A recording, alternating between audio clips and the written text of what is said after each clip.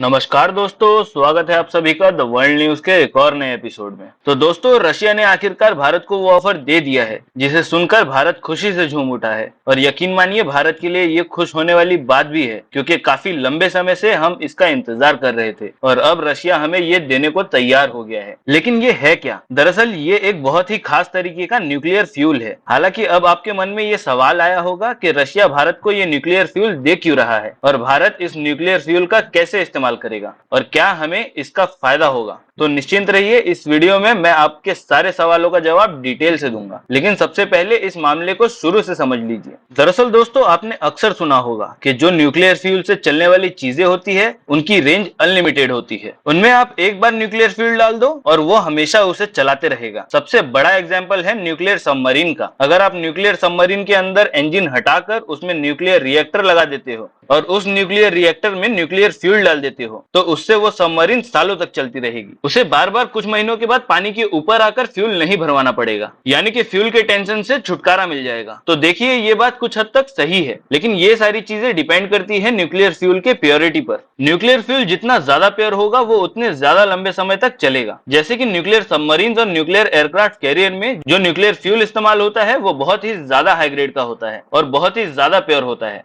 इसीलिए आप देखेंगे जितने भी देशों के पास न्यूक्लियर सबमरीन है या न्यूक्लियर एयरक्राफ्ट कैरियर है, उसमें एक बार न्यूक्लियर फ्यूल डालने के बाद वो 15 से 20 सालों तक चलती है। लेकिन इसके मुकाबले अगर आप न्यूक्लियर पावर प्लांट को देखोगे, वहां पर जो न्यूक्लियर फ्यूल यूज होता है उसकी लाइफ 1 साल के आसपास ही होती है। 1 साल के बाद उसमें आपको फ्यूल चेंज करना ही पड़ेगा। ऐसा क्यों? वो इसलिए क्योंकि न्यूक्लियर फ्यूल को प्योर बनाने में बहुत ही ज्यादा खर्चा आता है और इसीलिए न्यूक्लियर फ्यूल जितना ज्यादा प्योर होता है उसकी प्राइस उतनी ही ज्यादा होती है। और जो न्यूक्लियर पावर हाउस होते हैं वहां पर इस बात पर ध्यान दिया जाता है कि इलेक्ट्रिसिटी बहुत ही ज्यादा सस्ती बने और आम जनता पर ज्यादा बोझ ना पड़े। इसीलिए वहां पर लो ग्रेड का न्यूक्लियर फ्यूल इस्तेमाल किया जाता है और हमारे न्यूक्लियर पावर प्लांट में भी अभी तक यही हो रहा था। दरअसल भारत ने रशिया के साथ मिलकर जो कुदनकुलम पावर प्लांट तैयार किया है उसमें जो न्यूक्लियर फ्यूल इस्तेमाल होता था वो था यूटीवीएस फ्यूल और ये हम रशिया से ही खरीद कर इस्तेमाल करते थे। लेकिन इसकी प्रॉब्लम ये थी कि इसकी जो उम्र थी, यानी कि इसकी जो एज थी वो 1 साल के आसपास ही थी। यानी कि 1 साल के बाद हमें पूरा पावर प्लांट बंद करके न्यूक्लियर फ्यूल को चेंज करना पड़ता था और इससे हमें डबल लॉस होता था। पहला ये कि पावर प्लांट कुछ दिन तक बंद रहता था, इससे प्रोडक्शन नहीं होती थी और हमें नुकसान झेलना पड़ता था। दूसरी बड़ी प्रॉब्लम ये थी कि आपको बार बार न्यूक्लियर फ्यूल रशिया से खरीदना पड़ता था, जिससे कि लॉजिस्टिक की कॉस्ट ज्यादा आती थी। यानी कि एक तरीके से ये हमें महंगा पड़ रहा था। इसीलिए भारत एक ऐसे ऑल्टरनेटिव के खोज में था जो यूटीवीएस फ्यूल से बेहतर हो और भारत को ये रशिया से ही मिल गया। दरअसल रशिया ने भारत को एक बेहतर न्यूक्लियर फ्यूल बेचा जिसका नाम था टीवीएस 2M फ्यूल और इसकी खासियत ये थी कि इसकी एज 18 महीने की थी, यानी कि लगभग यूटीवीएस फ्यूल से 6 महीने ज्यादा, और इसकी कीमत भी लगभग यूटीवीएस फ्यूल के आसपास की ही थी। और क्योंकि रशिया पर इतने सैंक्शंस लगे हुए हैं इसीलिए थोड़ा बहुत डिस्काउंट भी मिल गया और अब से कुछ महीनों पहले इसकी हमें डिलीवरी भी मिलना शुरू हो गई थी और भारत की जो न्यूक्लियर फ्यूल की प्रॉब्लम थी वो काफी हद तक संभल चुकी थी। लेकिन आप जानते ही हैं कि हाल ही में G7 देशों ने रशिया के ऊपर कई सारे सैंक्शंस लगा दिए हैं। रशियन ऑयल पर प्राइस कैप लगा दिया है। रशिया को ज्यादा लॉस तो नहीं हुआ, लेकिन फिर भी थोड़ा बहुत लॉस हुआ है और इस लॉस की भरपाई रशिया करना चाहता है। इसलिए आप अपने स्क्रीन पर देखिए, खबर निकलकर सामने ये आई है कि रशिया अब भारत को अपना एक एडवांस न्यूक्लियर फ्यूल बेचना चाहता है जिसका नाम है TVEL।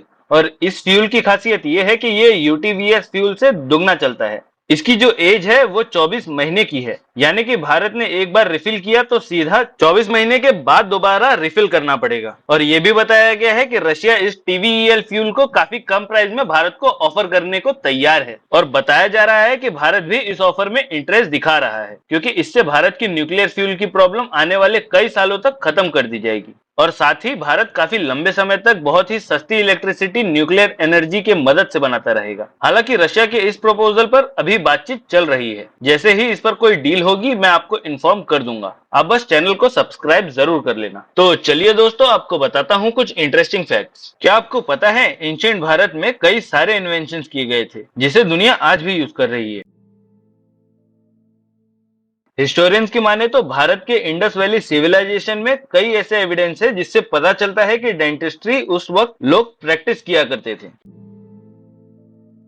इंडस वैली सिविलाइजेशन में वाटर फ्लश टॉयलेट यूज हुआ करते थे। हड़प्पा और मोहनजोदारो में लगभग सभी घरों में फ्लश टॉयलेट बने थे, जो कि वेल कनेक्टेड सीवेज सिस्टम से जुड़े हुए थे।